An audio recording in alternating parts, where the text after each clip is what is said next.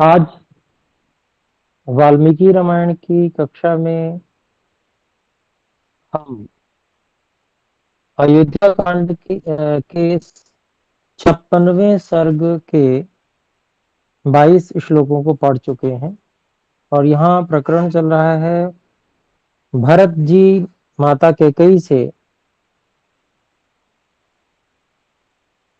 और पिता इत्यादि के विषय में पूछ रहे हैं।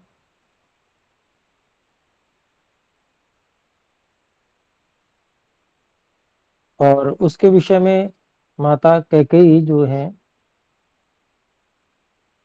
वो अपने को बड़ी बुद्धिमती समझती हुई और सभी कुछ जैसा था यूं का त्यों, जैसे उन्होंने बड़ा अच्छा कार्य किया है उस तरह से उन्होंने भरत जी को बताया। तो अभी यही बात चल रही है आगे। तो भरत जी ने 22वें श्लोक में पूछा है कि मैं अपने विषय में पिताजी का अंतिम संदेश जानना चाहता हूँ, सुनना चाहता हूँ। तो ऐसा पूछने पर कैकेयी जो है वो यथार्थ बात कहती हैं। 23वां श्लोक लेते हैं हम। रामेति राजा विलपन् हासीते लक्ष्मणेति च स महात्मा परम लोकम गतो गतिमतां वरः। तो इसके शब्द अलग अलग देखें। राम इति राजा विलपन् हासीते लक्ष्मण इति च स महात्मा परम लोकम गतः गतिमतां वरः। तो यहाँ पर इसका अन्वय इस प्रकार हम करते हैं। गतिमतां वरः स महात्मा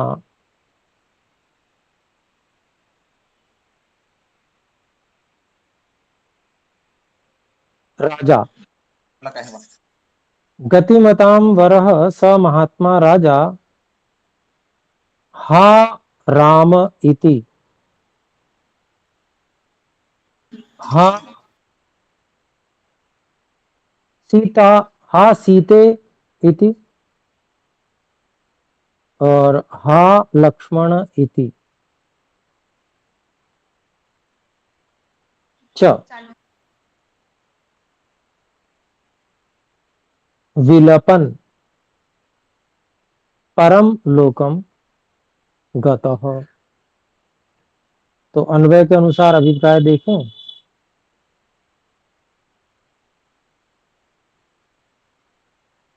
जो गतिमतां वरः अर्थात जो ज्ञान वाले लोगों में जो वर्णीय अर्थात श्रेष्ठ थे, ऐसे वे महात्मा महाराजा दशरथ जी हा राम इति, हाय राम, हाय सीते, हाय लक्ष्मण ऐसा, और हाय सीता, हाय लक्ष्मण और ऐसा विलपन रोते हुए परम लोकम गतः अर्थात परलोक को सिधार गए, मृत्यु को प्राप्त हो गए। 24वां श्लोक देखते हैं।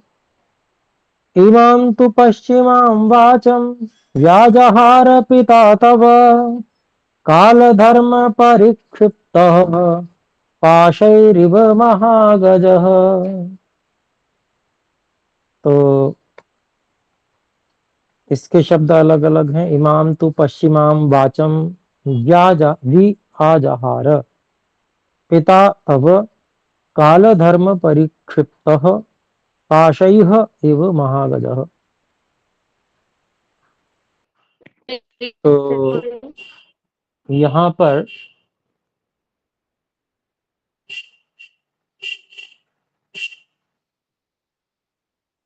इसका हम अन्वय करते हैं। ये अयोध्या कांड सर्ग 56 का 24वां श्लोक है।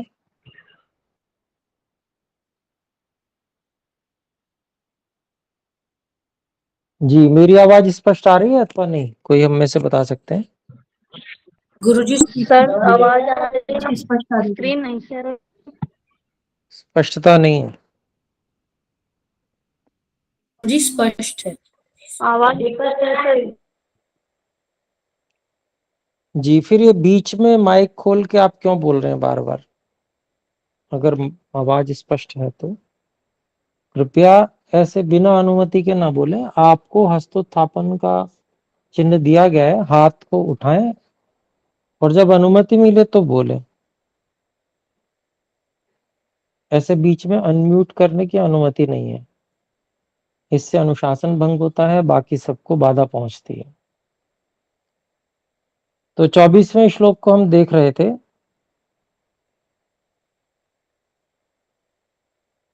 इसका अन्वय है पाशैः महागजः इव कालधर्म परिक्षिप्तः तव पिता तु इमां पश्चिमां वाचं व्याजहार।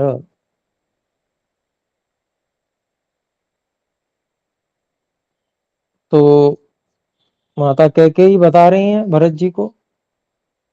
पहले तो उन्होंने ये बताया कि हमारे पिता जो हैं वो दिवंगत हो गए,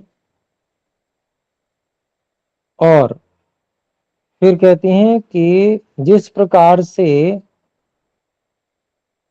जो बहुत बड़ा हाथी है वो पाशों में बांध दिया जाए,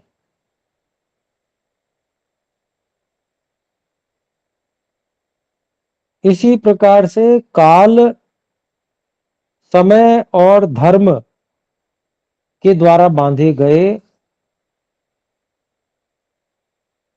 तव पिता, तुम्हारे पिता, समय और धर्म से बंधे हुए आपके पिता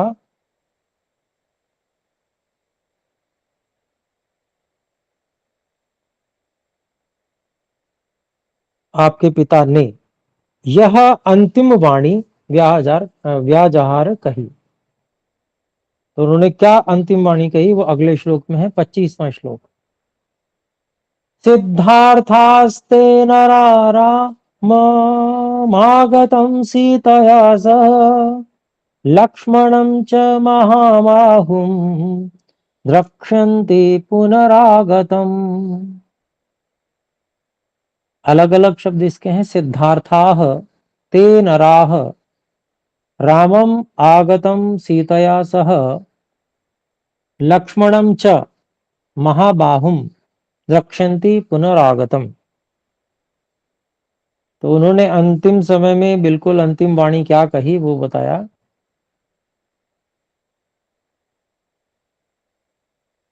और इसका हम अन्वय करते हैं। ते ते नराः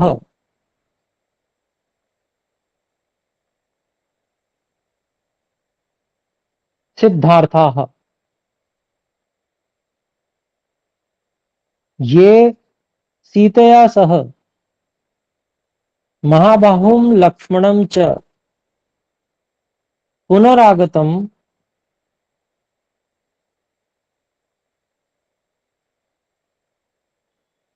द्रक्ष्यन्ति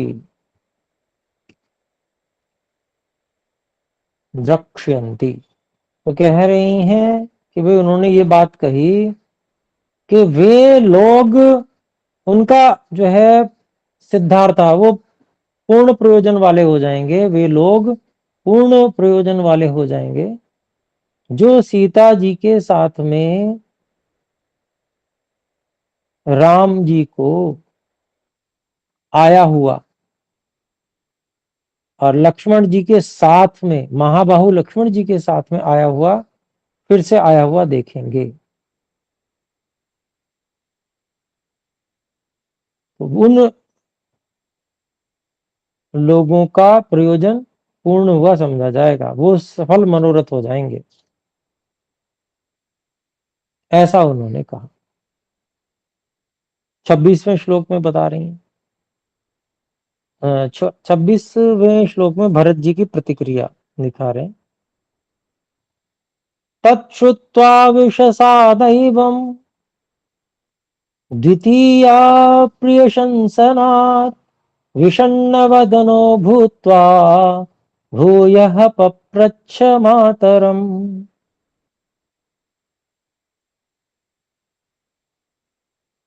तो होता क्या है कि जब व्यक्ति अपने मद में मस्त होता है ना, तो दूसरे का दुख उसे दिखता नहीं है, उसको सारी दुनिया उसी रंग में रंगी हुई दिखती है, उसको सब खुशी ही लगते हैं। तो यहाँ भरत जी दुखी हो रहे हैं। यहाँ देखते हैं अलग अलग शब्द। तत्श्रुत्वा विषसाद एवं द्वितीया अप्रिय शंसनात् विषण्ण वदनः भूत्वा भूयः पप्रच्छ मातरम। तो अब यहां पर अन्वय करते हैं हम। तत्श्रुत्वा द्वितीय अप्रिय शंसनात् विषसाद एवं विषण्ण वदनः भूत्वा मातरम भूयः पप्रच्छ। तो ऐसा सुनकर जो भरत जी थे, दूसरी जो अप्रिय बात थी उससे और अधिक दुखी हो गए। इस प्रकार से उतरे हुए मुंह वाले, चेहरे वाले होकर मां से फिर से और भी बात पूछने लगे। क्या पूछने लगे वो 27वें सूत्र में, 27वें श्लोक में है। क्वचेदानीं सधर्मात्मा कौसल्यानन्दवर्धनः लक्ष्मणेन सह भ्रात्रा सीतया च समङ्गतः।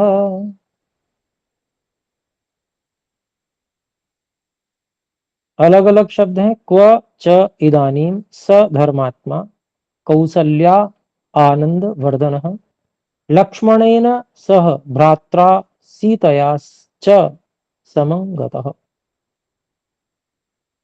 और अन्वय इस प्रकार करेंगे। स धर्मात्मा कौसल्या आनंद वर्धनः च इदानीं भ्रात्रा लक्ष्मणेन सह सीतया च समम क्व गतः। तो पूछ रहे हैं कि वे जो धर्मात्मा माता कौशल्या जी के आनंद को बढ़ाने वाले श्री राम भाई लक्ष्मण के साथ में और सीता जी के साथ में कहाँ गए हैं, क्व गतः, ये प्रश्न उन्होंने पूछा। तो ये दुख से पूछ रहे हैं, लेकिन माता को ये समझ में नहीं आया, कैकेयी को, कि ये दुख से पूछा जा रहा है। अभी आगे समझ में आएगा। ये देखिए 28वां श्लोक। तथा पृष्टा यथा तत्त्वमाख्यातुमपचक्रमे मातास्य युगपद्वाक्यं विप्रियं प्रियशंसया। तो अलग अलग शब्द हैं। तथा पृष्टा यथा तत्त्वम आख्यातुम अपचक्रमे माता अस्य युगपत् वाक्यम विप्रियम प्रियशंसया। ये प्रियशंसया, ये शब्द ये बता रहा है कि वो तो अब उसको अच्छा मान के बता रही है। तो आइए देखते हैं इसका अन्वय। तथा पृष्टा अस्य माता अस्य माता प्रियशंसया विप्रियम युगपद वाक्यम यथा तत्वम आख्यातुम अपचक्रमे। तो ऐसी पूछी, इस प्रकार से पूछी गई इन भरत जी की माता ने प्रियशंसया, इसको बड़ा सुंदर, बहुत अच्छा अच्छी बात समझकर,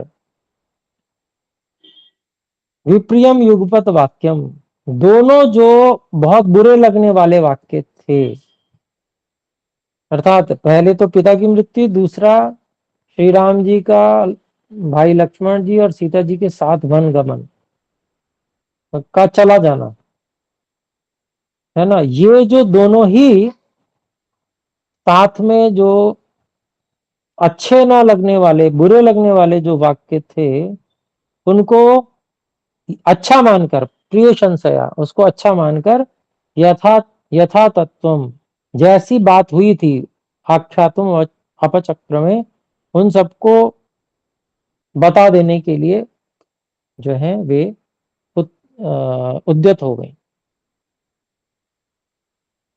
फिर आगे कहते हैं 29वां श्लोक है, स हि राजसुतः पुत्र चीरवासा महावनम दंडकान सह वैदेह्या लक्ष्मणानुचरो गतः। तो देखिए यहाँ अलग अलग शब्द हैं। स ही राजसुतः पुत्र, पुत्रः चीरवासा महावनम दंडकान सह वैदेह्या लक्ष्मण अनुचरः गतः।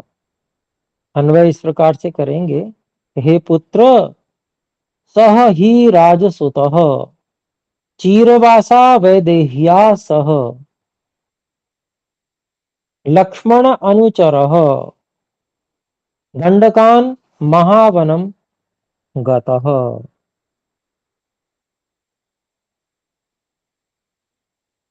तो अभिप्राय हुआ कि हे पुत्र, वह राजसुत महाराज दशरथ के पुत्र राम, चीरवासा, चीर धारण करने वाली वैदेही के साथ में, सीता जी के साथ में, और लक्ष्मण जी को के जो अनुचर रूप में है उनके साथ में,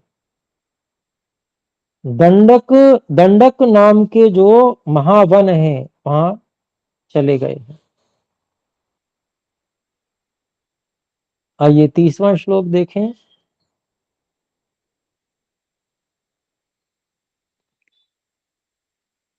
तच्छ्रुत्वा भरतस्तस्थो भ्रातुश्चारित्रशङ्कया स्वस्य वंशस्य महात्म्यात् प्रष्टुं समुपचक्रमे। अलग अलग शब्द हैं। तच्छ्रुत्वा भरतः त्रस्तः भ्रातुः चारित्रशङ्कया स्वस्य वंशस्य महात्म्यात् प्रष्टुं समुपचक्रमे। और इसका अन्वय इस तरह से करते हैं हम, तच्छ्रुत्वा भरतः स्वस्य वंशस्य महात्म्यात् भ्रातुः चारित्रशङ्कया त्रस्तः प्रष्टुम उपचक्रमे। तो अभिप्राय हुआ कि ऐसा सुनकर जो भरत जी थे, अपने वंश की महानता से, क्योंकि उनका वंश बहुत महान है, तो ये उनको लगा कि इतने महान वंश में ऐसी कोई घटना कैसे हो गई। तो भ्राता के, अपने भाई के चरित्र की शंका से डरते हुए, त्रस्तः परेशान होते हुए, पूछने के लिए उद्यत हो गए माता से। क्या पूछा उन्होंने? 31वें श्लोक में है, कच्चिन्न ब्राह्मण धनम कृतं रामेण कस्यचित् कच्चिन्नाढ्यो दरिद्रो वा तेना पापो विहिंसितः। इसमें अलग अलग शब्द करते हैं। कच्चिन्न ब्राह्मण धनम हृतम रामेण कस्यचित्, कच्चिन्न आढ्यः दरिद्रः, अनाढ्यः, कच्चिन्न अनाढ्यः दरिद्रः वा तेन अपापः विहिंसितः। कहीं ऐसा तो नहीं है। इसका अन्वय भी कर लेते हैं, कच्चित न, रामेण कस्यचित् ब्राह्मण धनम हृतम। फिर कहते हैं तेन वा कच्चित् न अनाढ्यः दरिद्रः अपापः विहिंसतः। तो कहते हैं कि कहीं ऐसा तो नहीं है कि राम ने किसी ब्राह्मण के धन को चुरा लिया है, कहीं ऐसा तो नहीं है, या फिर उसके द्वारा, राम के द्वारा किसी जो गरीब है, दरिद्र है, या जिसने कोई पाप नहीं किया है उसको मार डाला है, कहीं ऐसा तो नहीं। ये आशंका उन्होंने व्यक्त की। तो अब माता कैकेयी जो है वो, क्योंकि यथार्थ का व्याख्यान कर रही थी कि भाई, इसलिए वो जो है अपनी, कि भाई मैंने ये सब किया, ये बताना चाहती थी। तो आगे आएगा, देखिए 32वां श्लोक। कच्चिन्न परदारान्वा, अभी ये आशंका ही कर रहे हैं 32वें में। कच्चिन्न परदारान्वा राजपुत्रोऽभिमन्यते कस्मात् सदण्डकारण्ये भ्राता रामो विवासितः। तो अलग अलग शब्द हैं। कच्चित न परदारान वा राजपुत्रः अभिमन्यते कस्मात् स दंडकारण्ये भ्राता रामः विवासितः। तो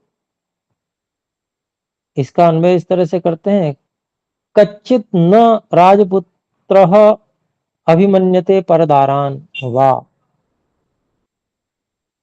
भ्राता रामः स भ्राता रामः कस्मात् दंड कारण्ये विवासितः। कहते हैं कहीं ऐसा तो नहीं है कि राजा के पुत्र राम ने अपने आप को राजा का पुत्र मानते हुए और किसी दूसरे की स्त्री को कुदृष्टि से देखा हो या कोई गलत कार्य किया हो।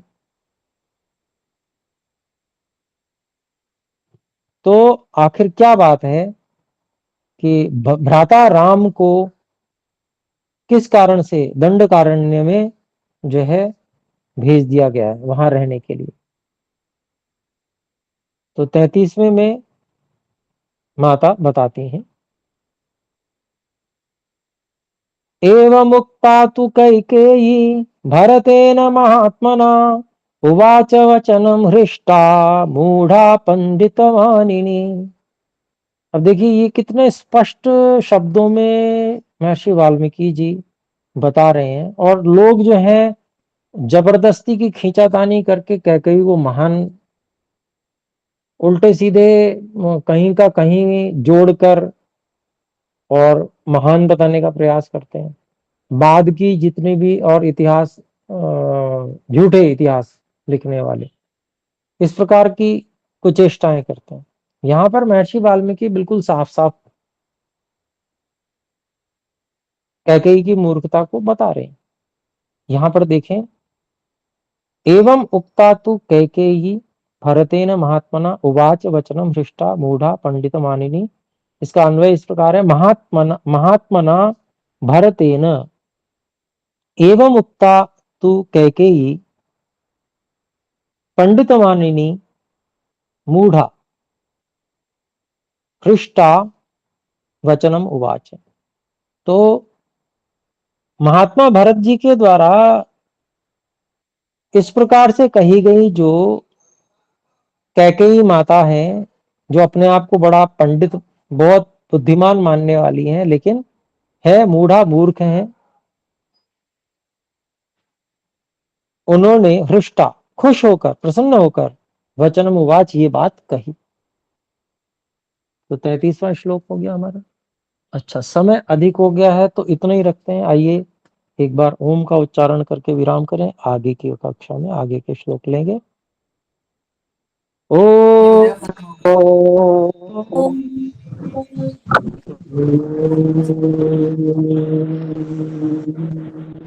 सभी को सादर नमस्ते जी। नमस्ते गुरुजी। गुरुजी।